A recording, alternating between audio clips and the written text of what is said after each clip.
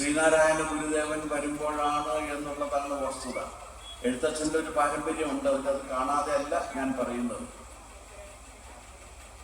അതെന്താ കാര്യം എന്ന് വെച്ച് കഴിഞ്ഞാൽ കേരളത്തിലെ വേദ പഠനം അർത്ഥമറിയാതെ ഓത്തല് മാത്രമായി തീർന്നു എന്നുള്ളതാണ്.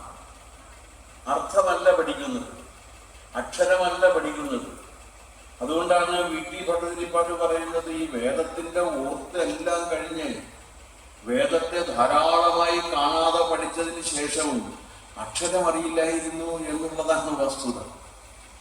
അങ്ങനെയാണ് ഈ ശർക്കര പൊതിഞ്ഞു കൊണ്ടുവന്ന കടലാസ് കഷ്ണം നോക്കിയിട്ട് മൈൽ മാർക്ക് ബീഡി എന്ന് ആദ്യം വായിച്ചപ്പോൾ ഈ പ്രപഞ്ചം കീഴടക്കിയതായി തനിക്ക് തോന്നി എന്ന് അദ്ദേഹം പറയുന്നുണ്ട്. കാരണം അക്ഷരം പഠിക്കുന്നു. അക്ഷരം പഠിക്കാതെ, വേദത്തിന്റെ അർത്ഥം ഗ്രഹിക്കാതെ വേദം ചൊല്ലിക്കൊണ്ടിരിക്കുന്ന ഒരു സമ്പ്രദായമാണ് കേരളത്തിൽ ഉണ്ടായിരുന്നത്. അപ്പൊ എന്ന് മാത്രമല്ല, അത് മറ്റാരും അതിനെ പഠിക്കാൻ ശ്രമിക്കരുത് എന്നുള്ളത് കൊണ്ട് കൂടിയാകാം ഇതാരെങ്കിലും പഠിക്കാനോ പറയാനോ ശ്രമിച്ചു കഴിഞ്ഞാൽ അവരുടെ ചെവി പൊട്ടിപ്പോകും എന്ന ഒരു വിശ്വാസം കൂടി വന്നുവിട്ടു. അതോടുകൂടി പിന്നെ വേദം പഠിക്കുന്നതിനുള്ള പഠിതാക്കളുടെ എണ്ണം ഇല്ലാതെയായി എന്ന് പറയാം.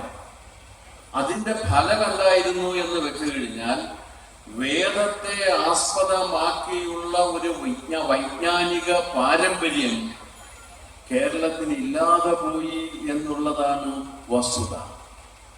പക്ഷേ ശങ്കരാചാര്യന് അങ്ങനെയല്ല.